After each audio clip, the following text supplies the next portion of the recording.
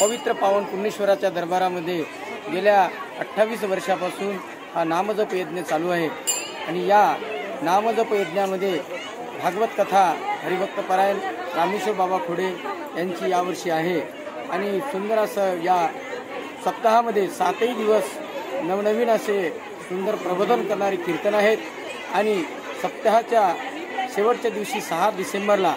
पवित्र असा लग्न सोहळा विवाह सोहळा आहे आणि या विवाह सोहळ्यामध्ये दरवर्षी अनेक असे विवाह गोरगरिबांची होतात आणि यावर्षी 10 लग्न आहेत आणि 6 तारखेला हरिभक्त परायण व्यसनमुक्ती सम्राट मधुकर महाराज खोडे यांच्या उपस्थितीमध्ये हा विवाह सोहळा संपन्न होणार आहे आणि या विवाह सोहळ्याला सर्व परिसरातील सर्व बाहेरगावून आलेले सर्व पाहुणे मंडळी सर्वांच्या या ठिकाणी सर्व गावकऱ्याच्या